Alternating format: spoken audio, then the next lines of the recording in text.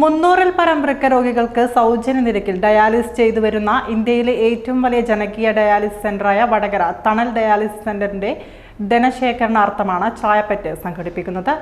നാളെ ഞായറാഴ്ച താഴെയങ്ങാടി കടപ്പുറത്താണ് ചായപ്പറ്റ് നടക്കുന്നതെന്ന് സംഘാടകർ വാർത്താ സമ്മേളനത്തിൽ അറിയിച്ചു.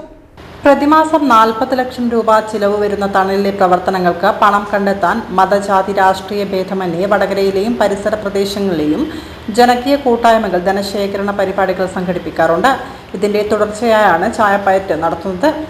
50 ലക്ഷം രൂപയെങ്കിലും സമാഹരിക്കുകയാണ് ചായപ്പയറ്റിന്റെ ലക്ഷ്യം. കഴിഞ്ഞ തവണ നടത്തിയ ചായപ്പയറ്റിൽ 26 ലക്ഷം രൂപയാണ് ലഭിച്ചത്. 82 മെഷീനുകളിലായി സൗജന്യ നിരക്കിൽ 300 വൃക്കരോഗികളാണ് വടകര തണലിൽ നിന്ന് ഡയാലിസിസ് ചെയ്യുന്നത്.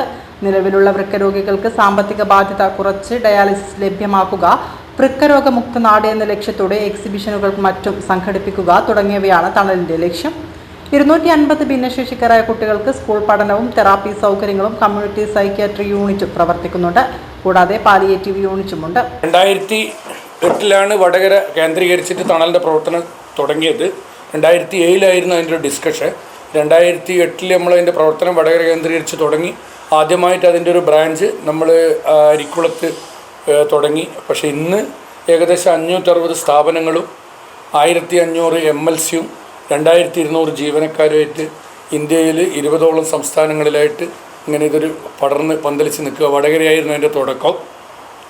നമ്മളൊന്ന് നിങ്ങളോടൊക്കെ പല പ്രാവശ്യം ഞാൻ പറഞ്ഞതാണ്, ഒരു തെയ്യബ് എന്ന് പറയുന്ന ഒരാളെ കണ്ണൂരിൽ നിന്ന് ബസ് സ്റ്റോപ്പിൽ നിന്ന് എടുത്തുകൊണ്ടുവന്ന് അദ്ദേഹത്തിന് ഡയാലിസിസ് ചെയ്യേണ്ടപ്പോഴാണ് അതിനെപ്പറ്റിയുള്ളൊരു ഡിസ്കഷനായിരുന്നു. ഇന്ത്യയിൽ ആദ്യമായിട്ട് ആശുപത്രിക്ക് പുറത്ത് വടകരയിലൊരു കമ്മ്യൂണിറ്റി ഡയാലിസിസ് സെൻറ്റർ നമ്മൾ ആരംഭിച്ചത്. 10 മിഷനുള്ള സെൻറ്റർ.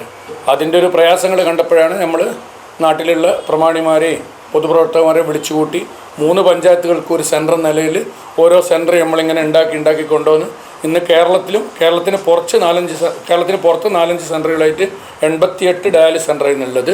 ഒരു മാസം 34,000 ഡയാലിസിസാണ് ഇന്ന് നടന്നുകൊണ്ടിരിക്കുന്നത്. ഒരു മാസം.